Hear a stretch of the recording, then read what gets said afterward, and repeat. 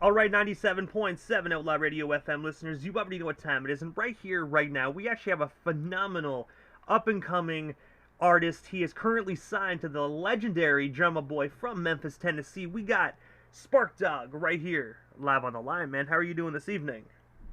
Man, I'm blessed, man. Appreciate y'all for having me, though. Hey, man, you are most certainly welcome. It's definitely an honor to have you on the radio station airwaves this evening, man. I have to ask, how's the weather out there in Memphis, man? I heard nothing but amazing things about Tennessee. Yeah, actually, we in Atlanta right now. Drum, he's actually from Memphis, and I'm from Texas.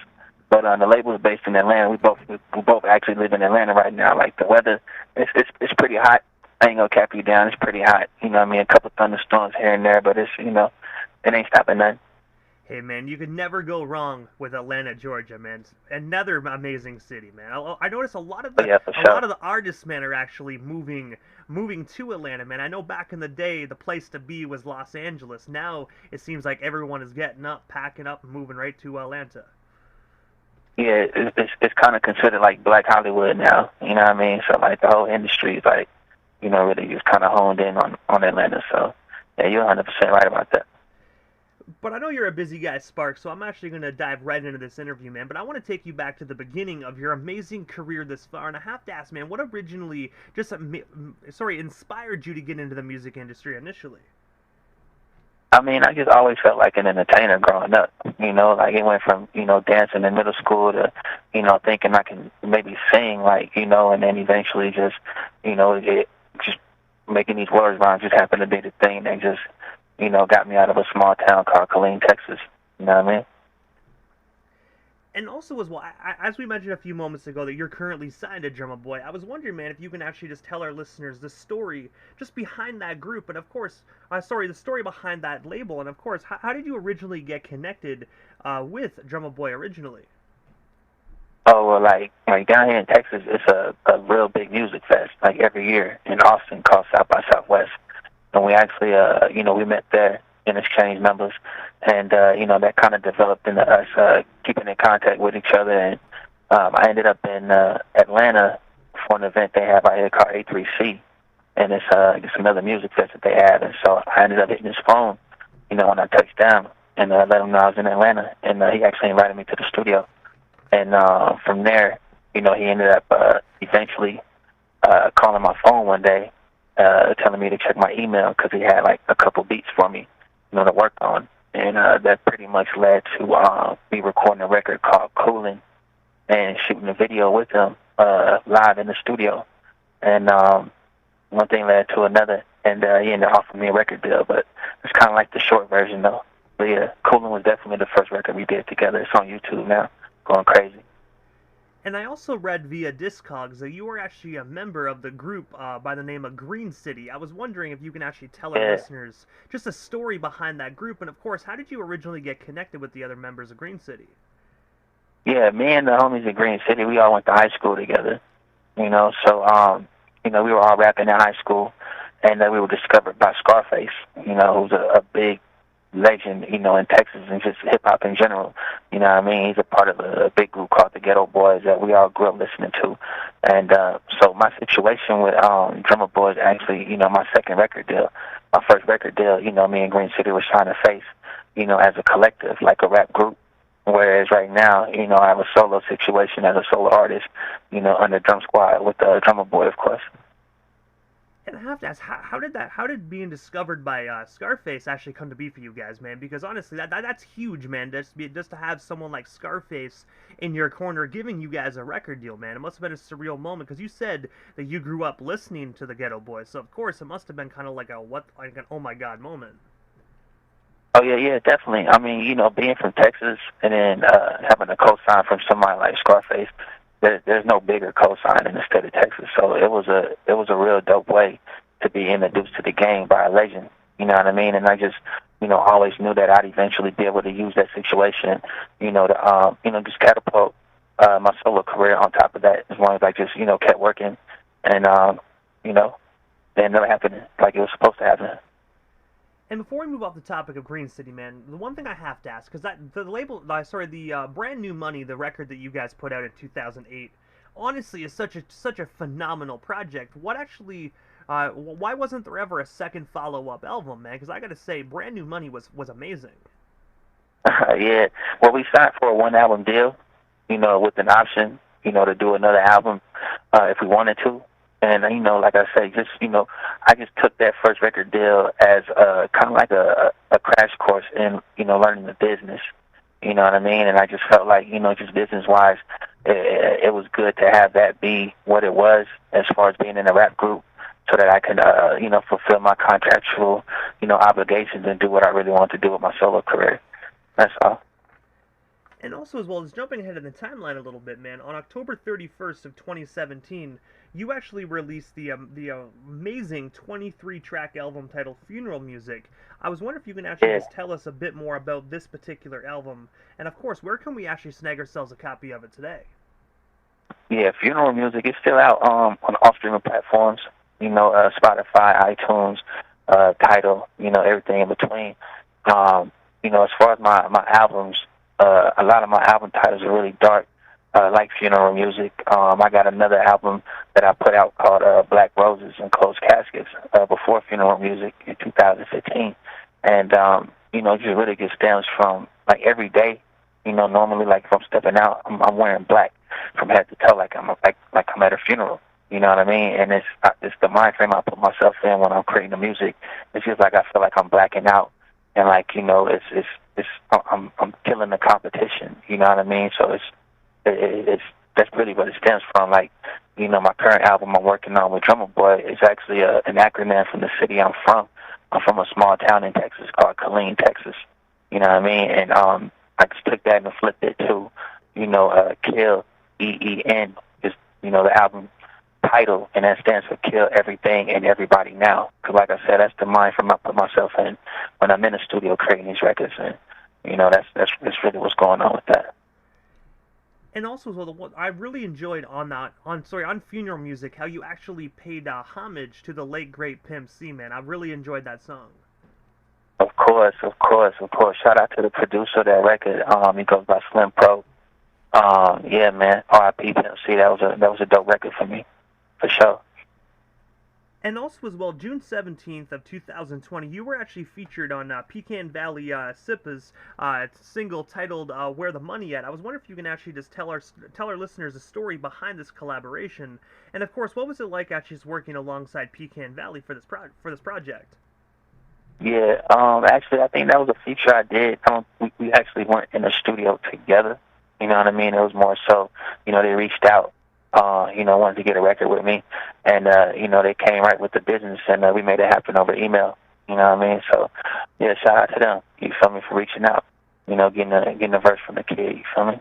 For sure.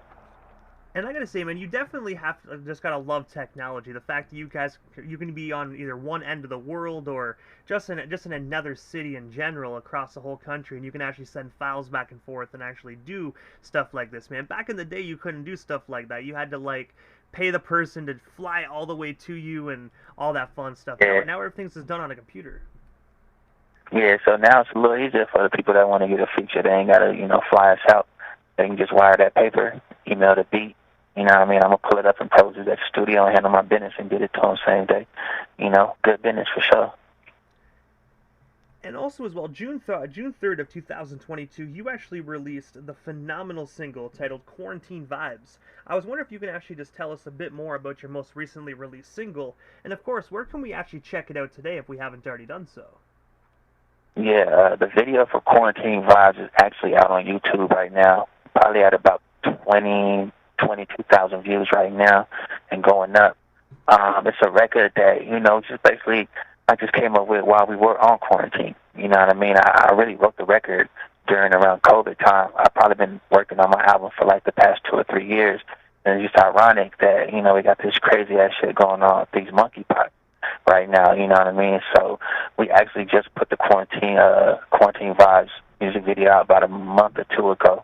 You know what I mean? So we kind of just unfortunately kind of dropped at perfect timing in a weird way, you know what I mean? But yeah, it's crazy how life plays out. And also as well, man, I noticed that in Miami, Florida, you actually had the opportunity to perform at Hallapalooza. I was wondering if you can actually just tell our listeners what that experience was like, and of course, do you actually have any up and coming performances? That way, our listeners can come out and support, and of course, see you live in full effect. Oh yeah, most definitely, most definitely. Hallapalooza was lit. Shout out DJ Holiday, a real big DJ out here in the South who put that event on. Just to be able to, be a kid from Texas, hitting a big stage like that, and in Miami, somebody, with somebody like DJ Holiday was just dope. You know what I mean? So I'm just taking it all in day by day. It was a dope experience for sure.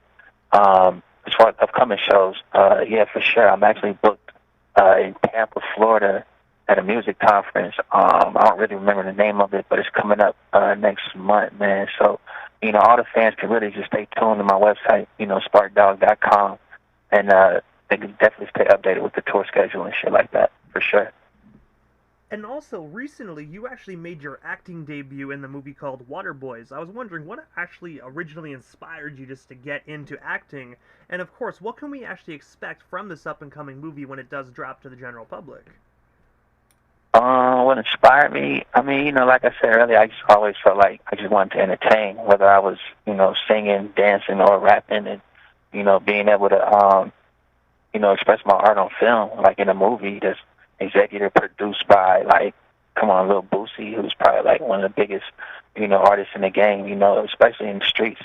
So, to have an opportunity to have a role in that movie, I just know that every hood in America is going to see it because, everybody rocks with Boosie out here, you know what I'm saying? So it's going to be dope. It's based on the actual Water Boys in Killeen, or actually not Killeen, but in Atlanta, where, like, if you're not familiar with it, like, if you're in Atlanta and you happen to be driving and you pull up to, like, any stoplight or stop sign, it's probably going to be about 3 to 5 teenagers running up on your car, trying to sell you some water. And sometimes they tend to get a little aggressive with it, so they say, allegedly.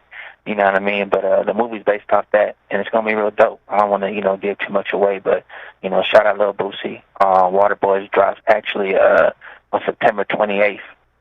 Yeah, for sure. So y'all look out for that. But I have to ask, what is next for yourself, Spark Dawg? Is there anything we actually missed during this interview? Anything else you still want to talk about or promote? Well, we still got you here live on 97.7 FM this evening. Oh yeah, I just got cast in another movie called Two Brothers. I really can't get too much info on that, but it's a culture film. It's basically about two brothers trying to make it in the rap game and everything they deal with that comes along the line with that, from the streets to women, money issues, drugs, and everything in between. So y'all look out for that. And we just shot a music video in Miami during Rolling Loud for a new single I'm dropping tonight at midnight, actually, called Wait. You know what I mean? So the actual single drops on all streaming platforms. It's called Wait, and the music video will drop in exactly 1 week later. So y'all stay tuned, man, and look out for that. And also, Spark, this is the time in the interview quickly that I give a chance for the individual that does slide into the radio station airwaves. Just a chance to give, like, shoutouts to whomever they want to give shoutouts to, but most of all, your social media handles. That way our listeners can follow you and stay updated on everything you got going on if they're not already doing so. Oh yeah, as far as social media, on Instagram, the Instagram is Spark-Gram. You know what I mean? I tried to make it real easy.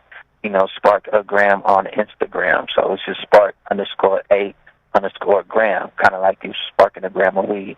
That's a real easy way to remember that. And TikTok, I'm viral right now because aside from doing music, I'm known as the Hood Dentist. I've been actually running a very successful gold grill business since I was in high school. So if anybody is on TikTok and they hashtag the Hood Dentist, they will see my work, and they can holler at me, man, if they want to get a grill from Drum Squad Records artist Spark, aka Spark Dawg, the Hood Dentist, man, for sure. As far as shout outs, you asked for shout outs. Since we are, live in Canada, man, y'all let Drake know I need that verse, man. You know what I mean? Holler at the kid. You know what I mean? And we could definitely go up, man. For sure. And I gotta say, first and foremost, Spark, thank you so much, man, for just giving us a bit of your time here this evening and sliding into the 97.7 FM radio dial. It definitely was an honor and most definitely a privilege, man, and hopefully down the line we can make this happen again sometime soon. Oh yeah, no doubt, man. Much love to Canada. You feel me? From Texas finest, the hood dentist. Believe that. Spark a lot. Most definitely, man. I'm pretty sure down the line we'll talk again soon, man. But definitely have yourself a phenomenal Wednesday night. Oh yes, I love.